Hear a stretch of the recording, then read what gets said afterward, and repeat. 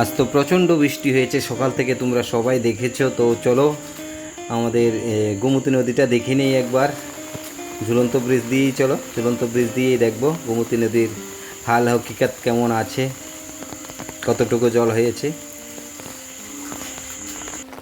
দেখো এখন বিকালবেলা, তো এখনও বৃষ্টি হচ্ছে, প্রচণ্ড বৃষ্টি হচ্ছে। এ হলো আমাদের ঝুলন্ত ব্রিজ।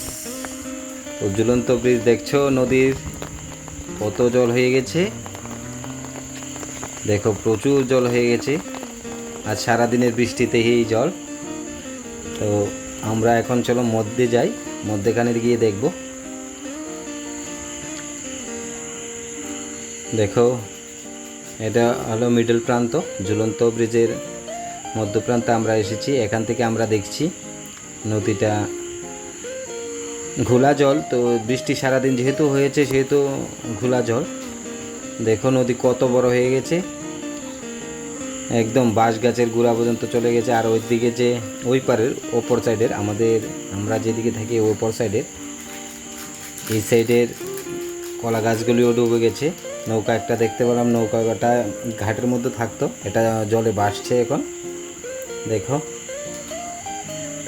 একদম পাড়ের উপর প্রান্তে একদম চলে গেছে জল। তো ব্রিজের অপর সাইডে এসে গেছি, এখান থেকে নদীটা পুরোই দেখা যাচ্ছে। আর ওই সাইডটা হলো, এই সাইডটা হলে দেখো এই প্রান্তের থেকে ওই প্রান্তে যাওয়া যায়, কিন্তু ওই প্রান্তে থেকে ওই প্রান্তে যেতে হলে এখন জলে এগুলি রাস্তা বন্ধ হয়ে গেছে। আর এই নদীটা ওই দূরে, একদম দূরের সাইডে আমরা স্নান করি। নদীর জল একদম ফুলফিল হয়ে গেছে।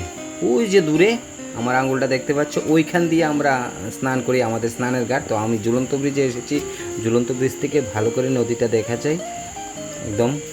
আর এই যে আমি দেখাচ্ছি, এখানটা হলে দেখো পাথর ছিল, পাথর মাটি ভেঙে একদম পড়ে যাচ্ছে। তো ভারী ভয়ানক অবস্থা, জল বাড়ছেই। তো আরও বৃষ্টি হলে আরও বাড়বে।